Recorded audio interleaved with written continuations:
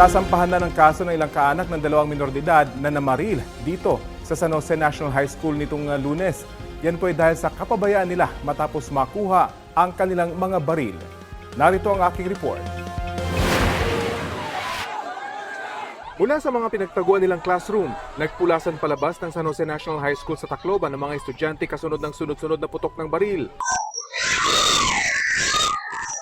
Ang ilan, nagkubli sa bahay ni Estel Miranda.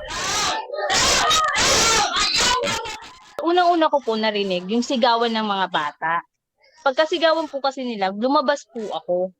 Pagkalabas ko po, nakakasalubong ko po sila. Tapos sabi po agad nila sa akin, "Ate, tulong, papasukin niyo po kami. Meron po kasi namamaril." Sabi ko, "Ha?"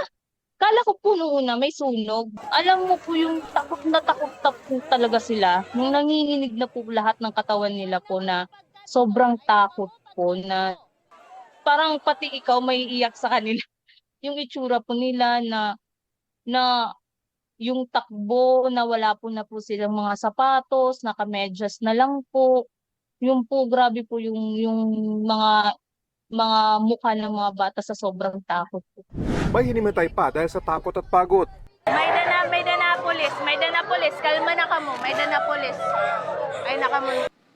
Sumailalim sa psychological first aid ang mga guro. Kabilang dyan si Teacher Evita na inalala ang huling pag-uusap nila ng nasawing estudyante na si Chris Lawrence. Tinulungan pa raw siya nitong magpasok ng mga gamit sa mismong silid kung saan nagtapos ang kanyang buhay. Nung pagkalapag niya, sabi ko, "Thank you, Vic." Nagsagot pa siya na, "Thank you, ma'am." Parang sabi ko, ito yung tumutulong na, siya na nga yung tumulong, siya pa yung nagpapasalamat. At yun na yung last na nakausap niyo po siya? Yes po. Kaya sabi ko, parang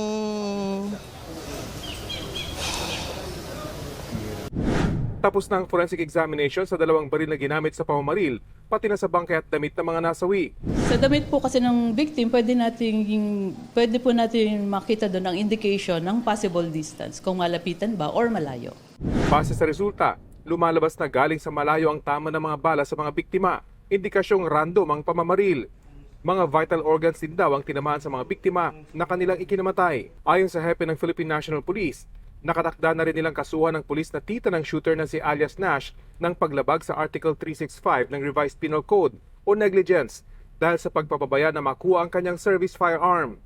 Ito rin ang posibleng ikaso sa lolo ng 15 taong gulang na shooter na nagmamayari naman umano ng kalibre 38 baril.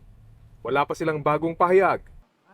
Rafi Tima nagbabalita para sa GMA News.